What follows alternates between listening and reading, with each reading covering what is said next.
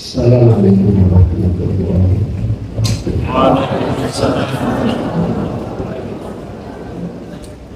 Assalamualaikum warahmatullahi wabarakatuh. Assalamualaikum warahmatullahi wabarakatuh. Assalamualaikum bersama bersama surat tasbih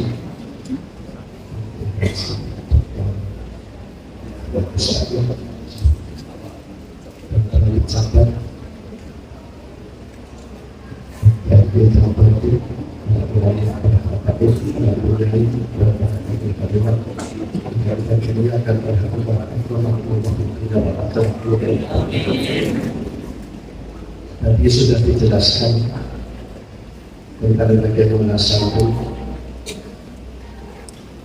santri berjasa untuk kemerdekaan, memperjuangkan kemerdekaan semenjak Nabi Solo Yai bersama santri dan Kiai beserta santrinya telah menjaga Indonesia dari penjajahan kembali dengan senang bahwa beliau mengumpulkan konsep yang satu resolusi jihad seolah bila mana tidak ada beliau bisa akan berjajah kembali. Saya ingat pada waktu itu saya seorang ke salah satu kiai adiknya tipis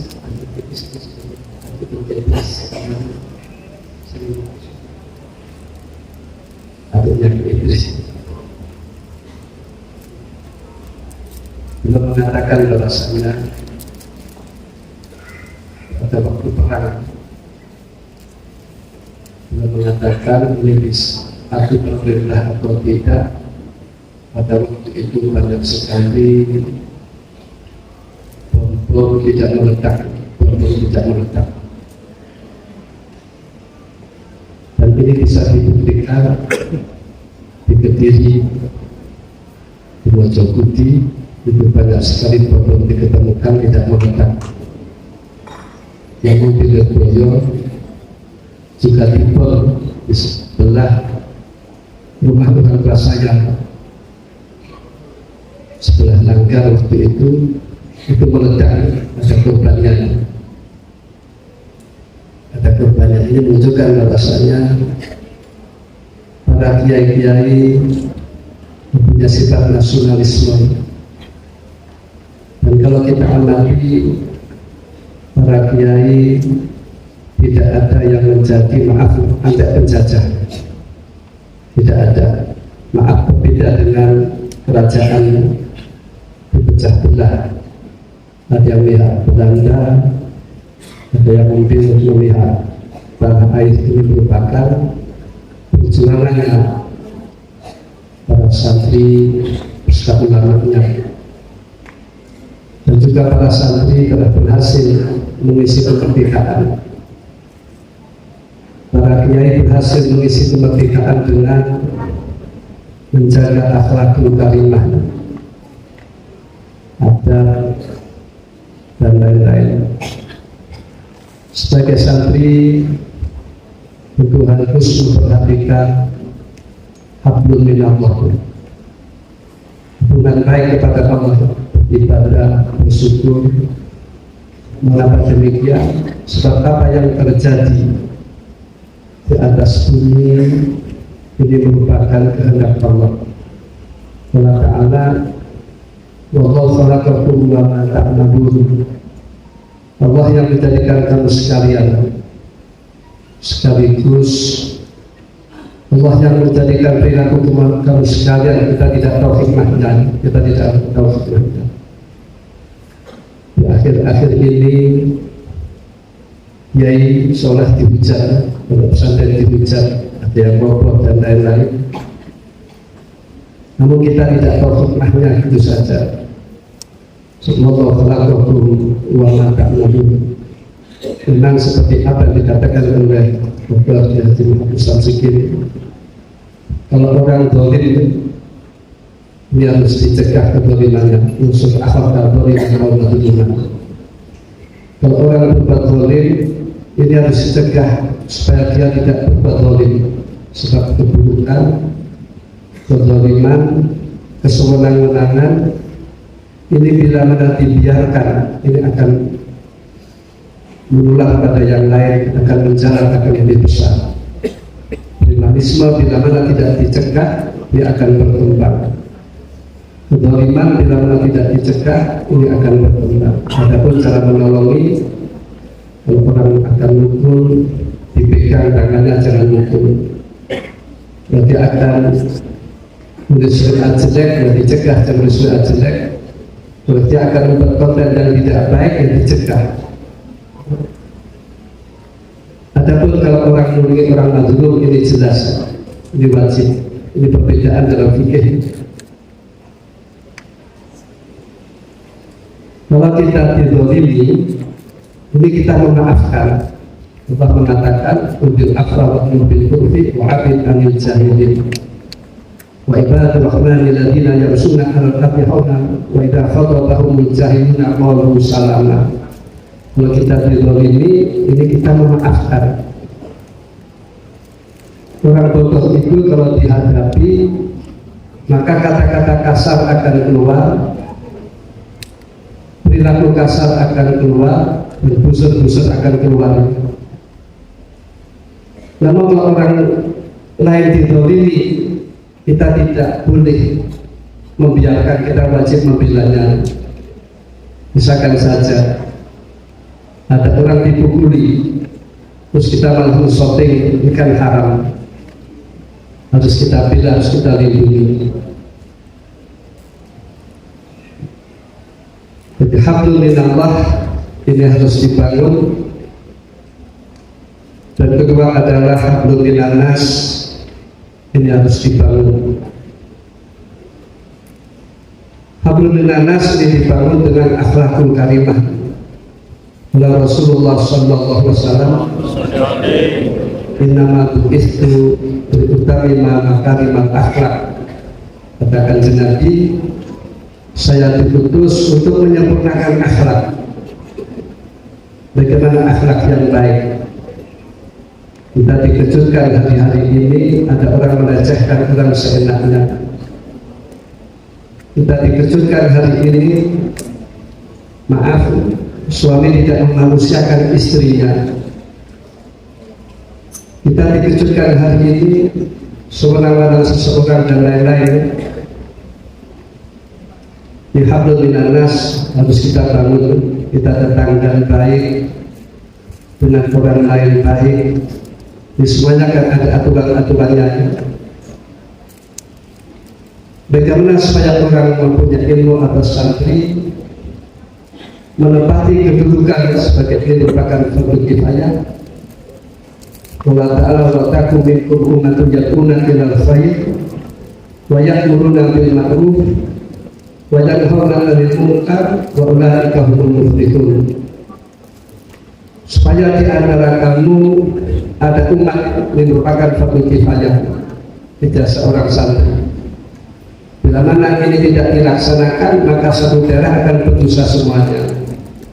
Yaitu umat yang mengajak kebaikan untuk agar yang tidak menabrak syariat dan tidak bertabrak dengan syariat. Dakwah ilal khair sama ma'ruf itu perkara yang untuk syariat itu baik. mencegah kemungkaran. Kemungkaran itu bila mana dilakukan di tengah-tengah halayak ramai, kita wajib menghilangkan. Namun ada aturan-aturan oleh Rasulullah SAW.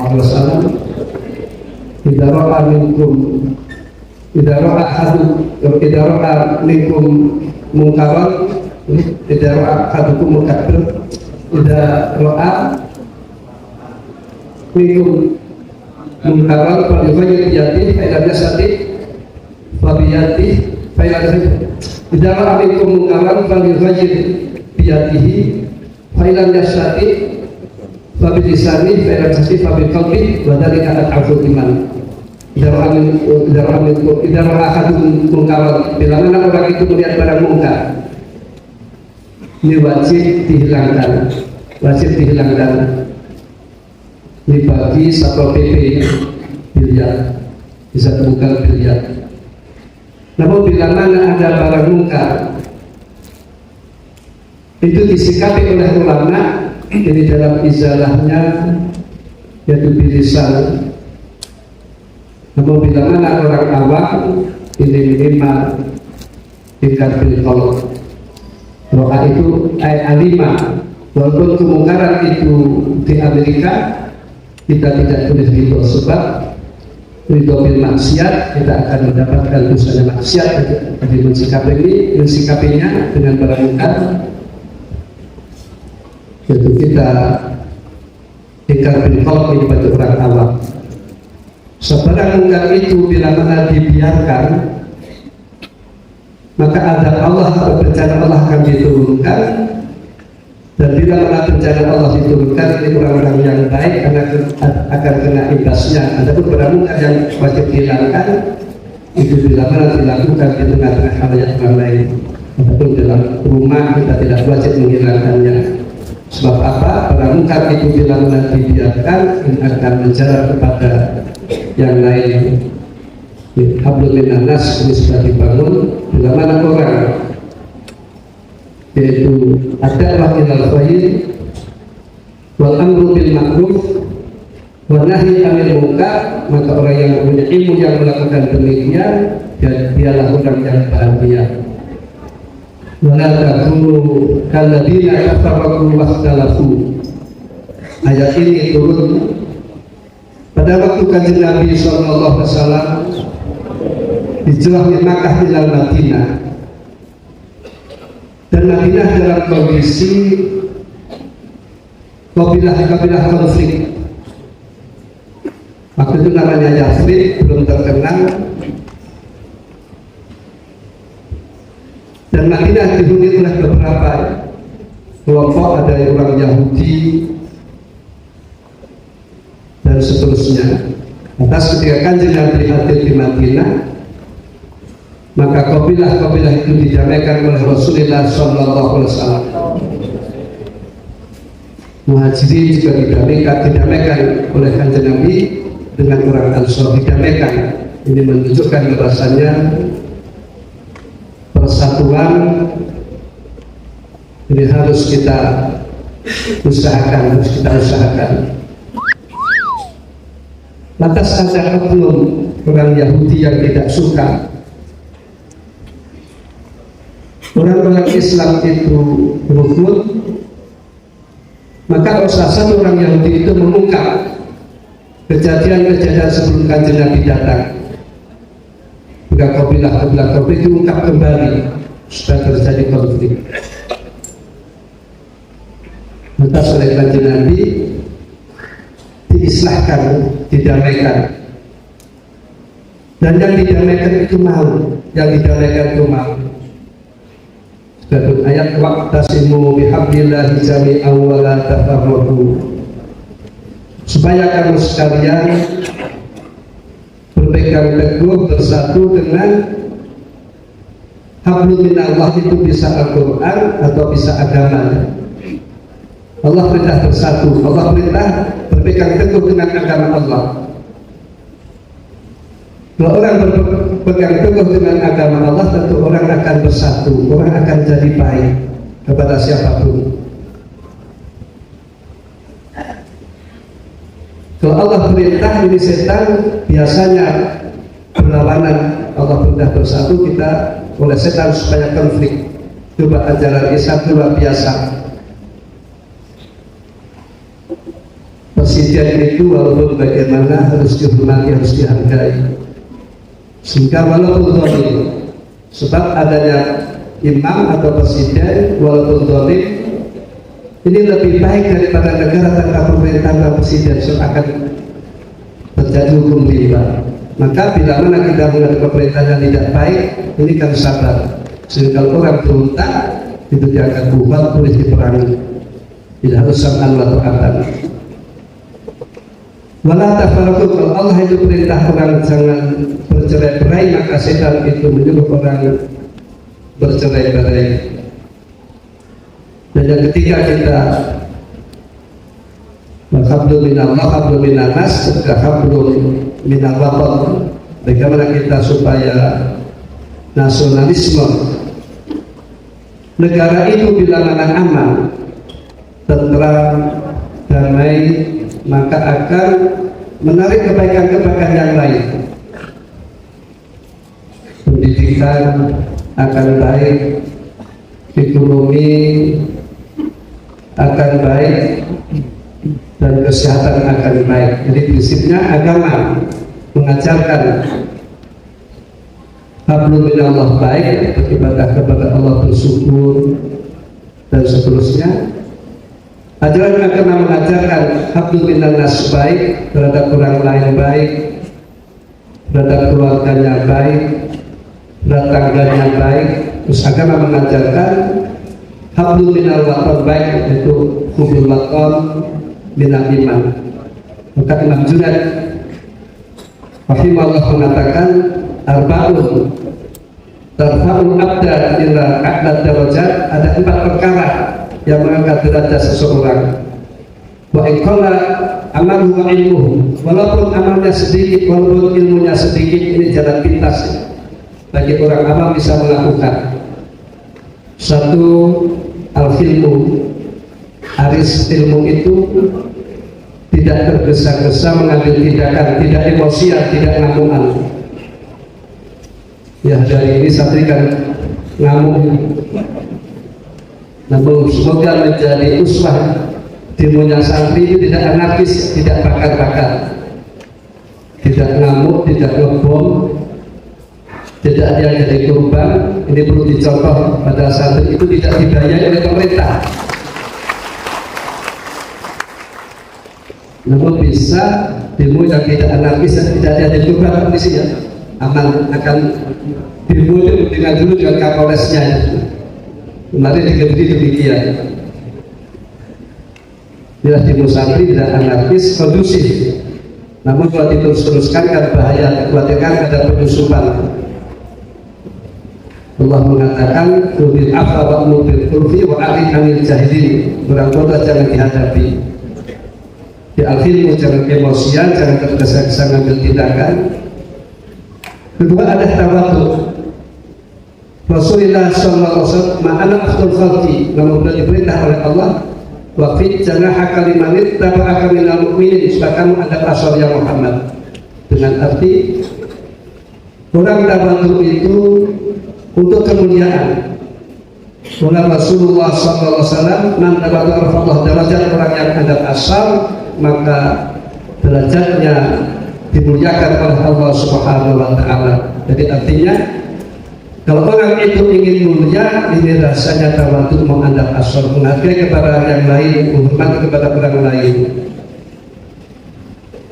Tawadhu ini biasanya yang bisa melakukan pesantren. Adapun kalau orang di luar pesantren, maaf, di luar pesantren itu kan juga melakukan tawadhu.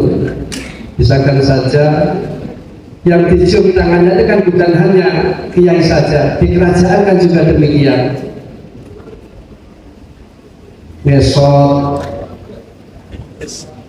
sampai nyembah-nyembah ini kan malah lebih ya, lebih, namun tidak dihujat. Kalau kiai itu merasa, kalau santri itu merasa berhutang jasa kepada kiainya, kiai sangat berjasa kepada santrinya, Maka Sayyidina Ali mengatakan, ana abdu man allamani walau harfan, saya sebagai hamba bagi orang yang mengajar saya walaupun satu huruf. Jadi saat itu takdir kepada gurunya ini merupakan ungkapan syukur karena guru itu sangat berjasa bagi murid. Kita dihormati, kita nyembah Allah, kita taat kepada Allah, kita benar, ini sebab guru kita. Tawadu. Ketika itu sahab Luman itu bukan hanya dengan harta saja, namun hatinya luman, memaafkan, hatinya longgar, memaklumi. Terus ketika itu usul khuluq, untuk usul khuluq itu maknanya luas, ihsan, sabar, tahammul. Jadi artinya kalau kita amati dahulunya Imam Junaid al-Baghdadi ini, 4 perkara ini hubungan kepada orang lain itu hablum minan nas, ilmu, tawadhu, syahab, usul khuluq. Jadi artinya orang pesantren harus baik membangun hablum minallah wa hablum minan nas wa hablum minal waqar. Sekian, al-afnikum ihdinas shiratal mustaqim. Assalamualaikum warahmatullahi wabarakatuh. Untuk KKP para kiai, ibunya yang saya hormati, tadi sudah banyak disampaikan oleh KKP dan ini nanti akan dilanjutkan dengan Kiai Mustaqim.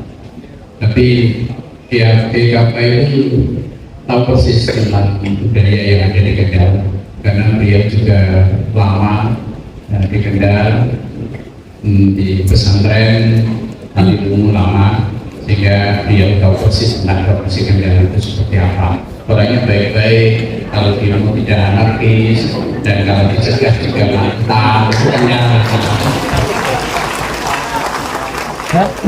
Untuk yang kedua, saya persilakan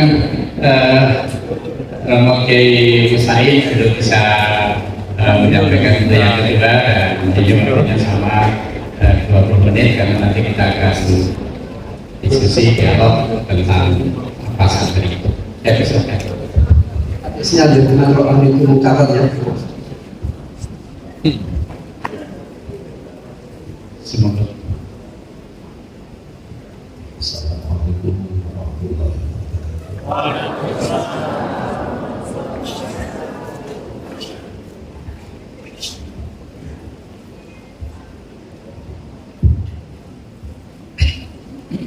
Alhamdulillah, wassalamu ala hamdalillahi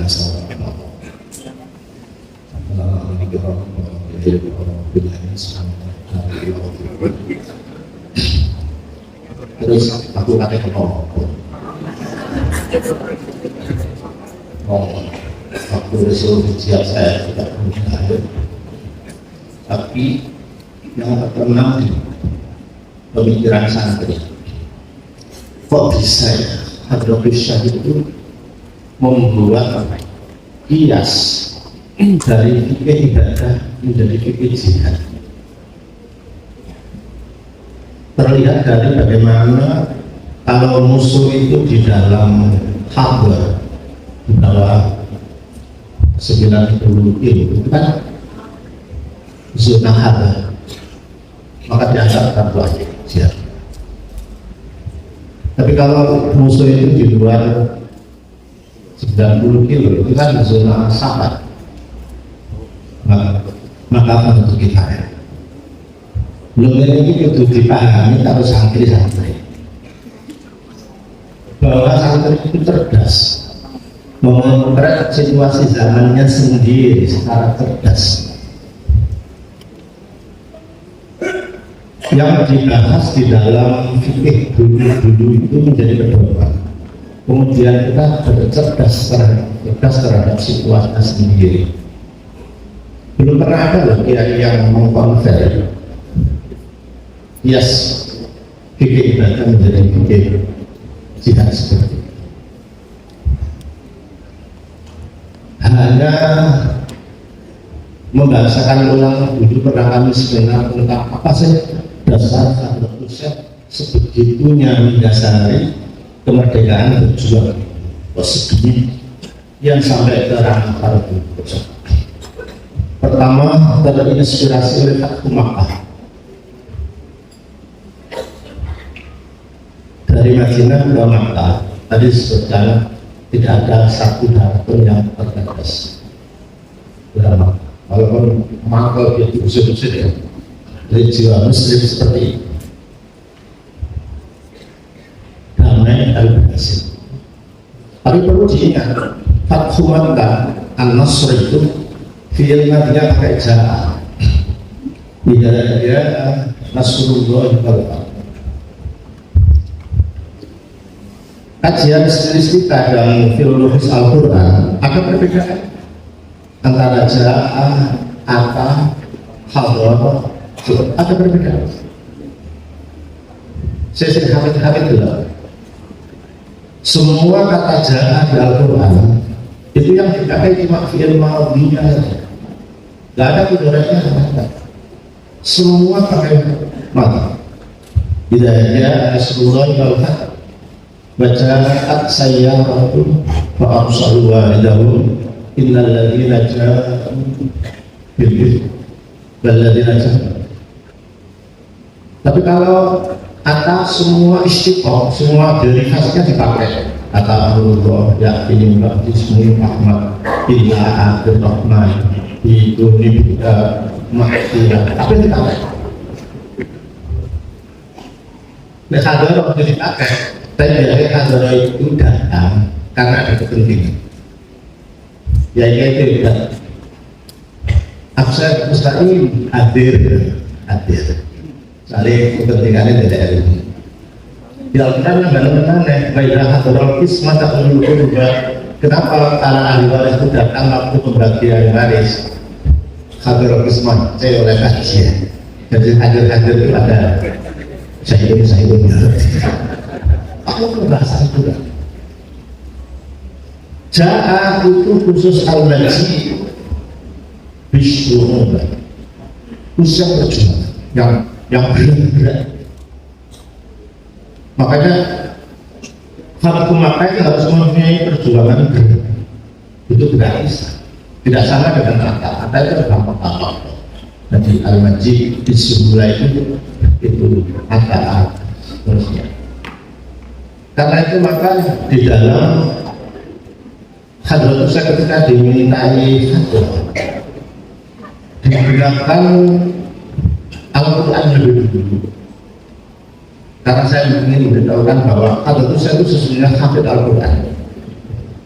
Di sholat yang wisudawan ke-7, di sholat yang ke-6 itu kayak Asad Banten dia yang ke-7, tapi tidak terus ketika mengambil hadis saya itu ada juga pergantian dan kehidupan.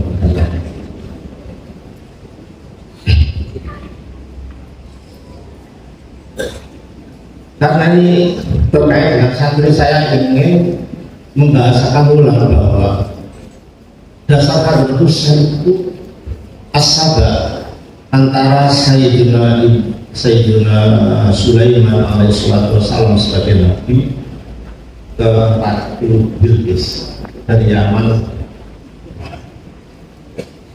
ke Palestina. Pada saat Ratu Bilqis itu disurati Nabi Sulaiman suruh menyerah Allah ta'ala alaiya wa'aluni muslimin. Nabi Sulaiman wa innahu bismillahirrahmanirrahim Allah ta'ala alaiya wa'aluni muslimin. Ini tiba-tiba balik-balik saya biarin sedikit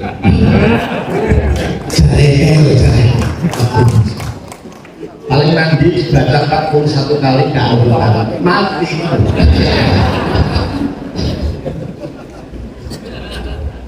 Nah ini saya itu begini, ketika Ratu Bilqis ini menerima surat itu komentarnya negatif, manggil malak ayyul malak akuni fi amri.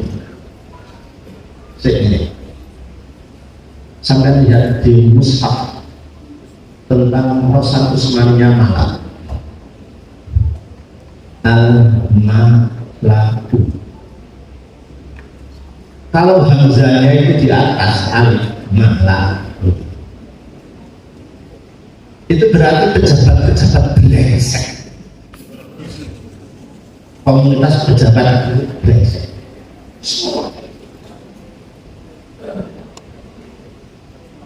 Tapi kalau hamzahnya itu pakai waw al-malaku itu pejabat yang jujur, kata-kata ketawa sampai sekarang yang mudah-mudahan pejabat begini ya pada saya tahu itu ada sampai kok akun seterusnya. Terus komentarnya begini, ini yang dipakai dulu saya menjadi persekian saya bela sepatu saya soalnya innal muluka idza dakhalu qaryatan afsaduha wa ja'alu a'izzata ahliha adilla wa kadzalika yaf'alun. Pandangan Ratu Balqis terhadap Sayyidina Sulaiman itu muluk yang jika menyerang tidak dakhalu qaryatan afsaduha. Ada kekuatan lain yang masuk di daerah kita kok afsaduha, merusak kata-kata. Dan ternyata sifat ini ada di jejak afsaduha, mengeruk semuanya.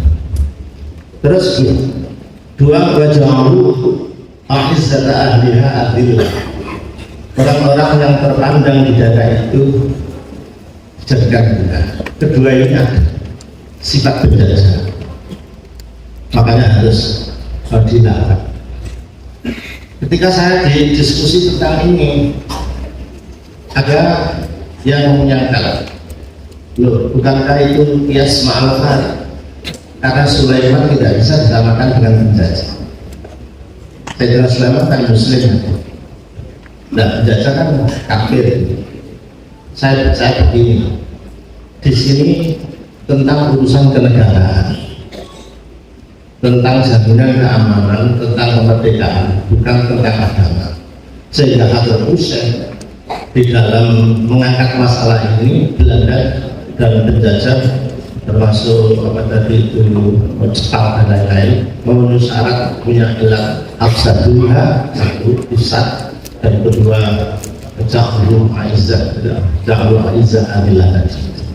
Nah, karena itu maka timbul fatwa ini yang dikumandangkan dalam resolusi jihad dengan begitu hebat dan serius, sampai-sampai Pak Kiai itu membuktikan semua kesaktian santri dari mana saja itu dikerahkan.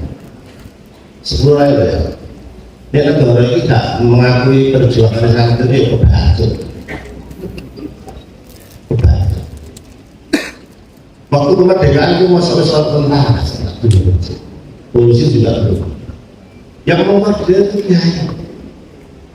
Salah satunya tadi disebutkan, saya masih ingat kok, Hadrat Hussein itu diminta segera segera menyerbu ini materi.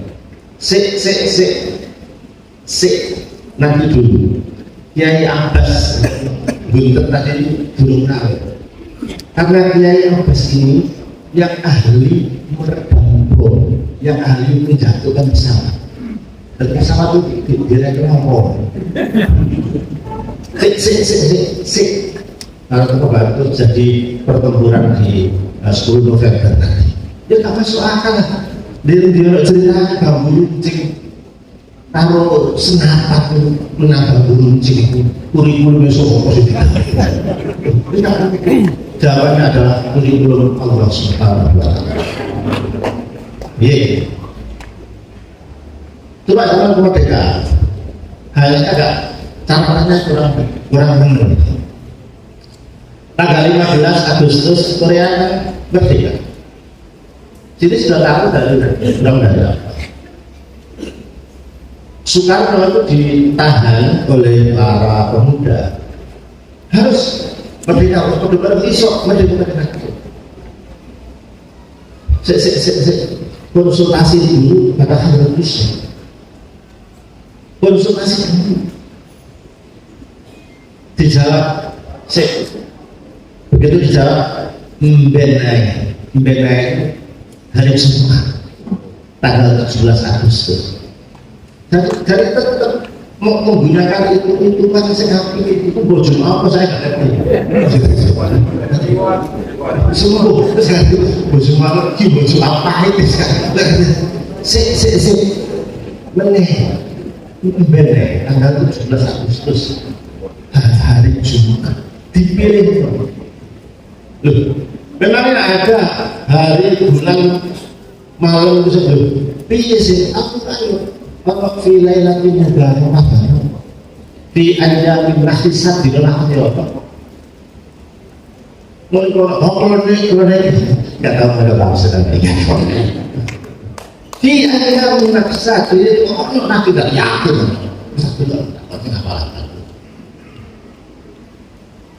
tempat itu juga ada anzilan muzalam mubarak jadi itu betul saya sampai petang kalian kok ayo sekarang ngomong Hadratus saya lahir di Depok Senen Hijrah Senen Merapi Senen Sedok Senen ayo ngomong ke tepaan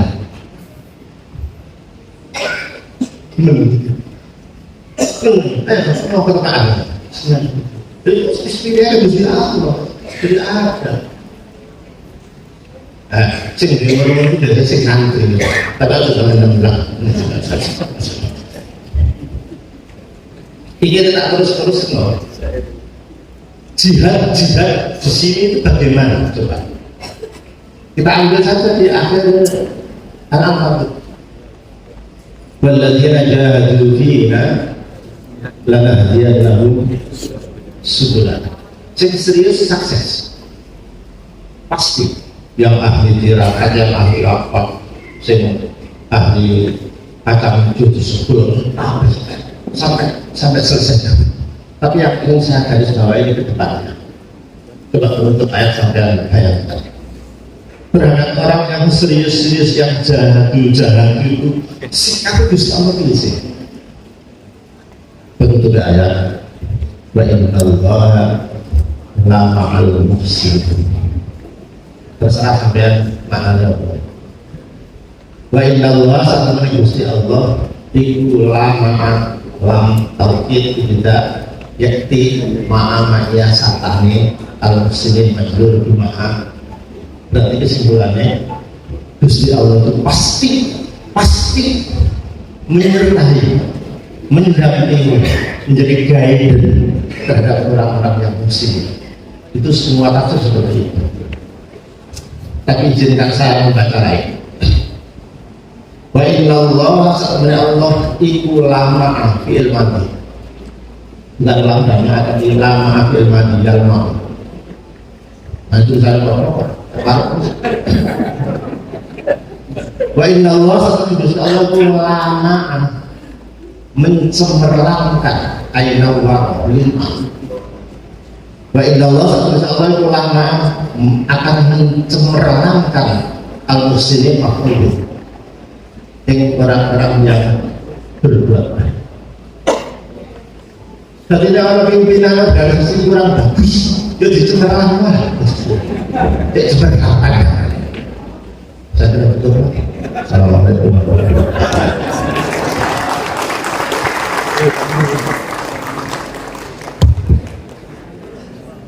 Para kiai, bapak ibu semuanya yang saya hormati, luar biasa. Ini sisi yang lain, kenapa hanya dengan bambu runcing, hanya dengan semangat, tapi bisa mengusir pendidikan. Jadi apa yang tadi disampaikan satu oleh Romo Kiai Ustahi, yang kedua oleh Romo Kiai Kababili, Jadi silakan kalau masih ada yang ingin disampaikan, masih ada waktu 20 menit lagi. Saya persilakan kalau ada yang ingin menyampaikan. Satu, perempuan, dua, tiga, oke, tiga dulu. Kalau masih ada waktu nanti kita tambahkan lagi.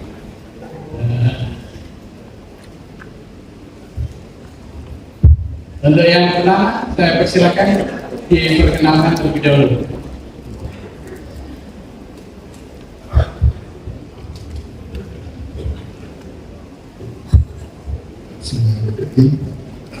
Assalamualaikum warahmatullahi wabarakatuh.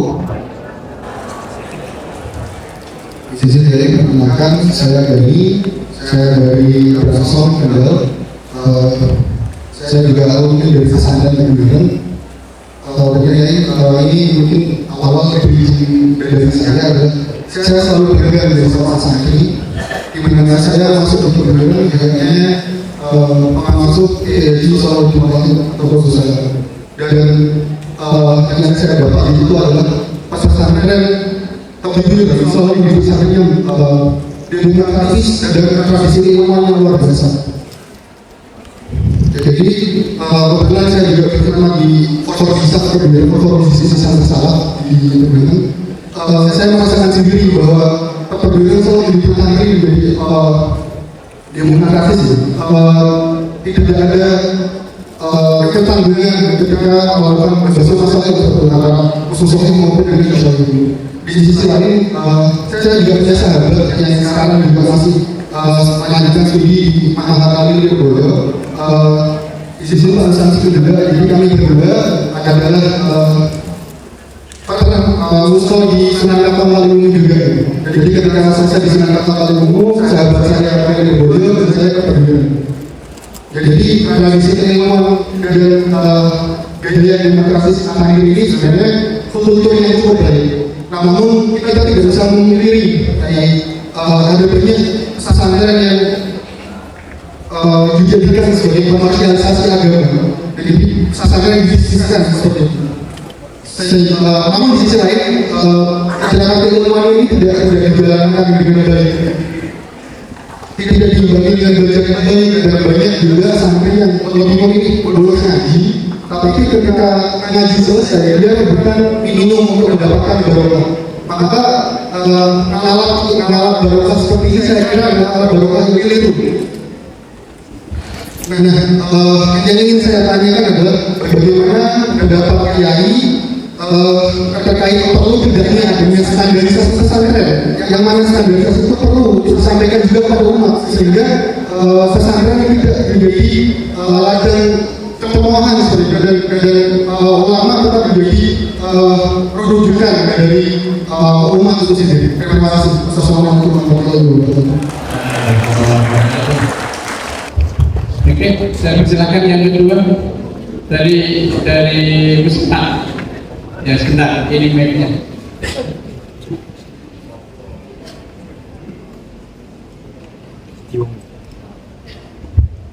Assalamualaikum warahmatullahi wabarakatuh. Perkenalkan, nama saya Kusnastri. Dulu pernah nyantri di Tambak Barat Jombang dan juga pernah menimba ilmu di Lirboyo, Pak Imam Yahya. Yang saya tanyakan, bagaimana para kiai Lirboyo menyikapi pemberitaan tentang pemberitaan yang menunjukkan para kiainya di transmisi dan media-media yang lain tentang adab santri terhadap dunia yang kaitannya dengan kitab Ta'alul.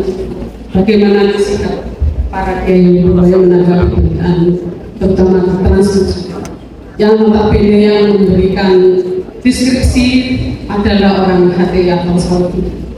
Juga yang bagaimana sikap kita atau sebagai santri untuk menyikapi tentang pemberitaan yang tidak bagus tentang image pondok pesantren Lirboyo yang diputar balikkan faktanya.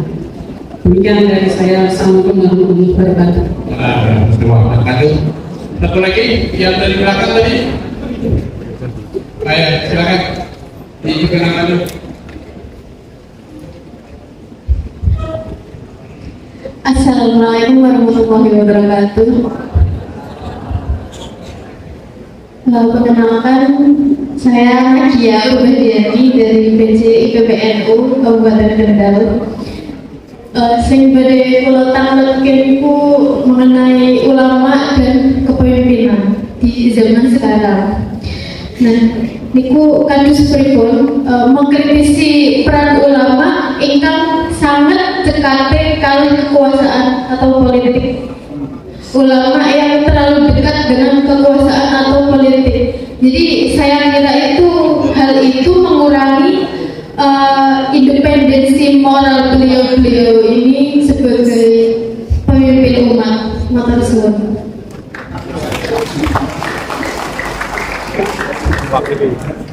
Ya, jadi tiga dulu diselesaikan.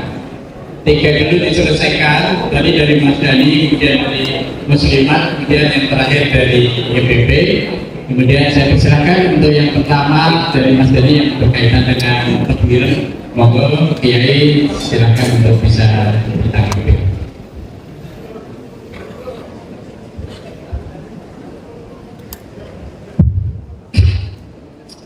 Angel ada di rumah ya. Di mana-mana nek pondok itu sedang bangun gedung atau apa, itu santrinya itu rohan. Ngerti ya? Kerja bakti atau pakoan. Kan saya mau tanya, rohan santri itu apa berukah atau berbenah? Anjing kan? Aku kepengen oleh barokah dengan tenaga saya belok musungi bertora luta barokah. Sehingga kita barokah itu hanya orang yang mengerti. Dia kata Al-Quran, kalau tempat berbarokah, waktu berbarokah, barokah Allah. Kalau karena kita barokah ya matanya itu diduluan. Kemudian saya biasa sering dijumbu pimpinan ini. Jadi aku jadi bicaranya mau beda kurikulum. Ada tuh sikap kita lah yang rahmatan lil alamin. Tapi tak ada itu sih. Semua kata alamin itu maknanya khusus lil muqaddam. Manusia ada di sini. Perjuangannya baru salah. Bukan semesta alam, bukan. Yang alam semesta semua itu bahasa Arabnya alam. Makanya kita tuh alam masih Allah. Termasuk petek, kadar, barang itu alam. Bapak Allah kalau dijamakan jamak taksir menjadi awali, maka maknanya tetap alam semesta semua. Tapi kalau dijamakan dengan jamak salim, mudzakkar salim, itu khusus lil muqallad, yakunul alamin semua. Ada sekian puluh kata alam di Al-Quran, itu semuanya untuk muqallad. Makanya kita itu dengan alam yang bervariasi, kita sudah harus mengenal tipologi mereka sehingga sentuhan-sentuhannya itu menjadi rahmat. Itu biasanya tidak dirahmati, sehingga kita dirahmati ya diketak ya. Saya kira gitulah.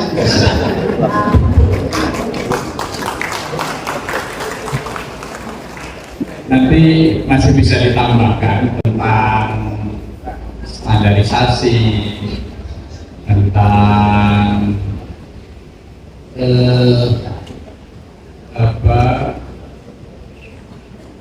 antara ulama dengan umaro. Tadi ada disinggung itu pertanyaan yang terakhir itu ya. Nanti ini sebelum nanti Ini nanti dari kapan dulu akan menyampaikan dulu. Monggo. Assalamualaikum warahmatullahi wabarakatuh. Tentang keras dan yang ada konten yang meremehkan kesempatan tersebut kita akan diajar langsung. Kalau kiainya itu biasa-biasa saja ya. Satu yang tidak ada HP yang nggak ngerti, yang ribut itu yang bawah. Jadi saya katakan kalau kita tidur ini kita memaafkan. Namun kalau ada orang yang tidur ini kita wajib membelanya. Namun dalam koridor dan aturan sampai anarkis dan lain-lain. Insya Allah ini kan sudah selesai dan sudah minta maaf. Sekarang akan diburu apa? Akan ditutup lebih apa? Sudah selesai minta maaf ya sudah selesai, jangan ditutup.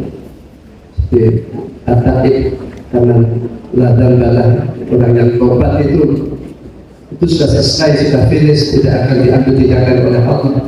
Terus akan dituntut yang lebih bagaimana di atas tobat tidak ada ya. Sudah tobatnya selesai. Tentang maaf seperti pondok dikomersialkan, ada santri melaporkan mengabdi. Ini merupakan yaitu ciri khas pesantren, menghargai kepada orang yang berbuat baik. Kata Rasulullah SAW, "Man yashkurillah lam yashkurillah." Syukur kepada Allah itu juga kita bersyukur kepada orang yang berbuat baik kepada kita. Bagi syukur wasaid wa syukur lillah. Kita bersyukuri kepada orang yang berbuat baik kepada kita, itu namanya syukur kepada Allah Subhanahu wa taala. Adapun guru atau kiai ini kan berjasa bagi kita. Ibadah kita bisa sah sebab kiai. Kita tahu halal dan haram sebab kiai. Bahkan kita bisa masuk surga itu jasa kiai kita. Kita bisa terhindar dari neraka itu jasa kiai kita. Jadi maklum santri itu ingin mengabdi kepada kiainya karena ingin ilmunya barokah, ilmunya manfaat. Seperti misalkan saja kiai dagang komersial, ini ada cerita. Ada kiai ini punya istri. Diskun alim kan dinas, diskinnya orang alim kan dilewatkan oleh Allah manusia. Jadi tidak aneh masyarakat datang kepada kiai bawa gula teh, bawa jajan dan lain-lain. Nah kiai ini ketika disuami oleh santrinya bawa teh, bawa gula ini dijual. Coba bagaimana diberikan sesuatu oleh santrinya, teh, roti dijual, kopi dijual, terus kelasnya kelas pondok. Nggak tahunya itu hasil penjualannya, uangnya itu dibuat membangun pesantren. Bangun pesantren kan tidak begitu banyak dibantu oleh pemerintah, dibiarkan hidup sendiri sehingga kondisi demikian. Namun alhamdulillah pemerintah sudah perhatian. Adapun tentang orang minum bekas minumannya kiai, ini kan masalahnya menjadi syai'an ada. Kalau orang itu tidak tahu pada suatu perkara, maka dia akan memusuhinya, dia akan sentimen. Misalkan orang tidak paham dengan ilmu agama, dia akan memusuhi pada ilmu agama. Dan tidak mengerti hikmah Quran, dia akan mengecam Quran dan seterusnya. Ada sebuah hadis Musasa, terus ada Syekh Yasin Al-Badani, terus sampai kala Rasulullah SAW, su'ul mu'min sifatun. Sisa orang mukmin ini adalah sifat, ada sifat obat. Dan mengatakan su'ul mu'min barokatun. Sisa minuman orang mukmin sisa makanan orang mukmin ini merupakan obat. Mereka kan tidak paham. Sekarang misalkan saja itu dianggap jijik, ini kadang-kadang kan demikian.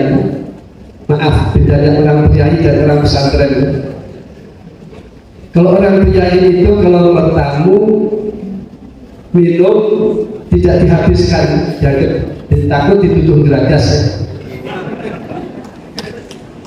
Kalau santri kan tidak, minum di tempatnya kiai dihabiskan sampai habis-habisnya itu. Sebab la'ana barokah fi, jadi ngalah barokah. Jadi dalam ajaran pesantren itu makanan kan tidak boleh takdir. Nanti orang kiai itu mengajarkan supaya itu singkat dan padat, barokah itu di akhir makanan dan minuman. Itu juga yang menyangkut sebelum.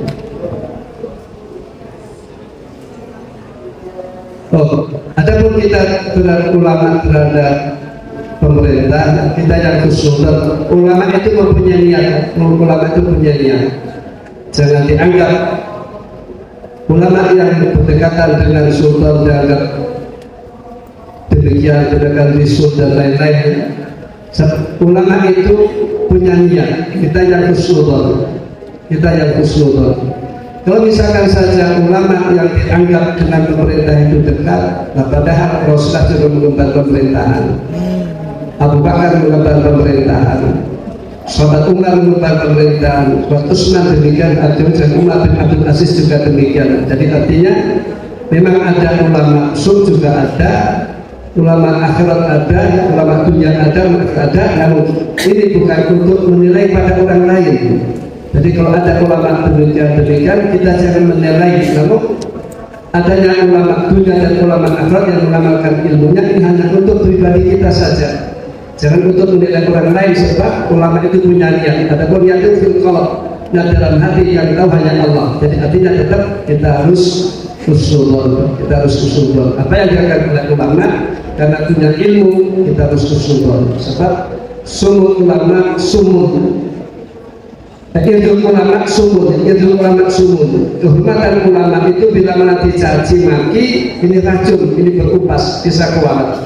Nah, kami sekali yang kami sampaikan, adapun bagaimana ulama, kita yang khusus, kita jangan menuduh ulama maksud dan lain-lain, sebab kita tidak tahu niat beliau dan kita diajarkan khusus. Sekian, assalamualaikum warahmatullahi wabarakatuh.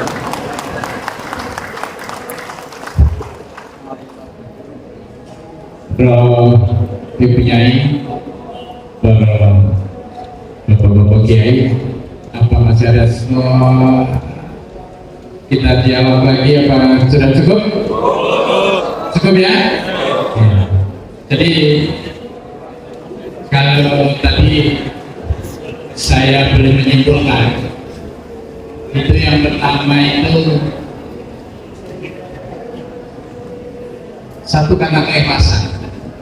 Sehingga tadi yang disampaikan oleh Pak Kiai Said itu hanya dengan kacang hijau itu mempunyai kekuatan yang dahsyat, bisa menghancurkan para musuh-musuhnya. Dengan berbuncing itu bisa menghancurkan para musuh-musuhnya.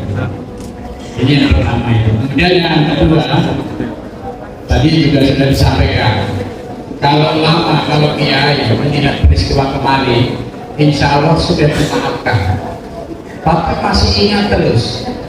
Sudah dimaafkan, tapi masih ingat terus. Silakan untuk bisa diterjemahkan. Kemudian yang ketiga itu bahwa antara ulama dan umat itu harus sinergi. Bukan ketika ulama itu dekat dengan umat, maka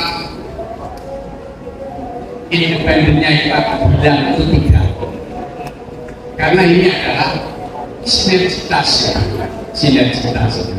Dan yang terakhir tadi dari Kiai Said bisa diamalkan semua.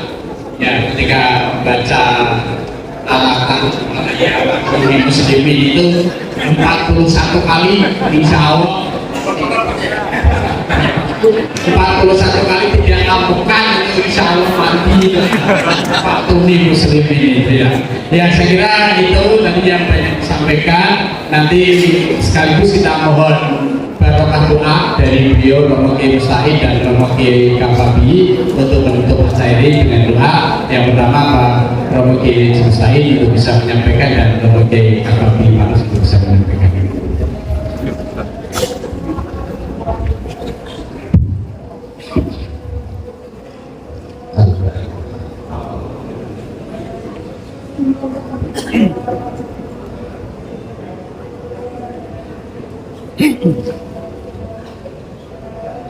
Bismillahirrahmanirrahim. Allahumma ya Allah, Rasulullah karimah, Allahumma Allahumma buka hatikan Allahumma yassir wa la tu'sir. Bismillahirrahmanirrahim.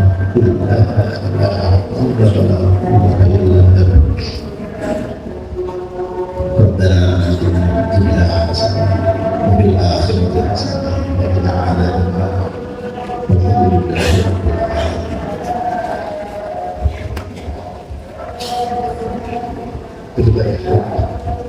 الفاتحة.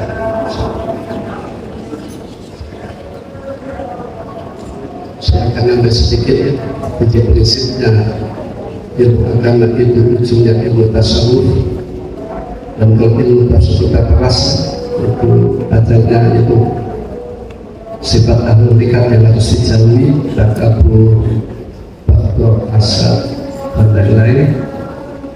Terus kedua yaitu sifat al-mujiyah, sabar, ikhlas, ihsan, itu kita bersama dengan Bismillahirrahmanirrahim. Alhamdulillahi rabbil alamin. Hamdan wafiyah.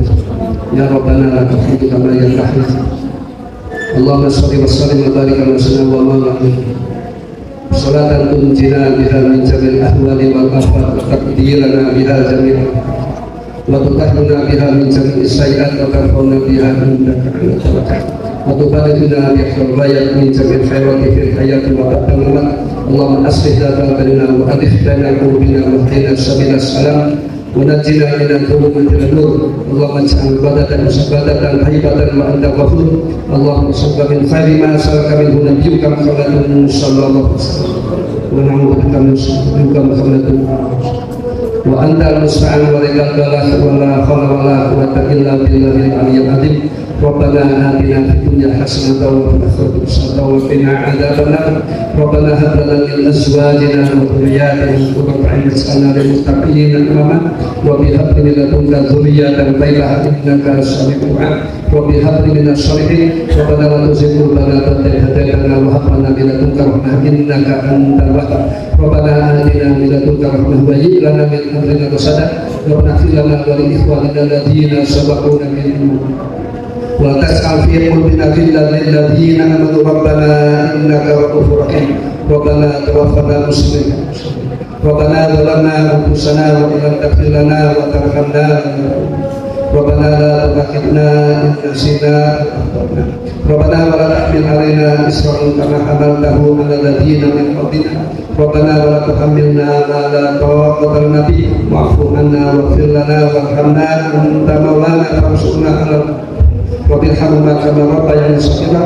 ربنا أدخلنا في رحمتك يا أرحم الراحمين. اللهم اجعلنا وأهلنا وأولادنا من عبادك الصالحين من علمائك العاملين واحشرنا في زمرة عبادك الصالحين تحت لوائهم في الجنة. اللهم فعلنا اللهم أجرنا وجملنا النار. اللهم إنا نسألك ونستجيرك بنبيك محمد يا نبي الرحمة. إنا توجهنا بك إلى ربنا في قضاء حاجاتنا لتقضي لنا. اللهم ربنا تقبل منا إنك أنت السميع العليم وتب علينا إنك أنت التواب الرحيم. ربنا تقبل.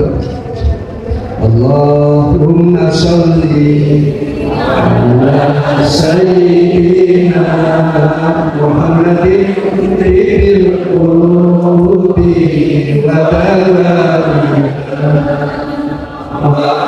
وعافية أبداننا وصفاتنا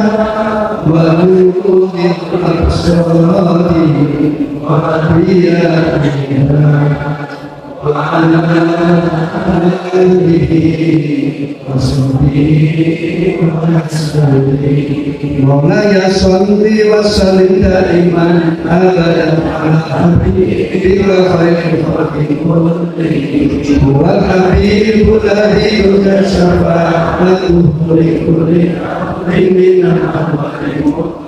ya Rabbi bil Mustafa alif maqasidan waghfir lana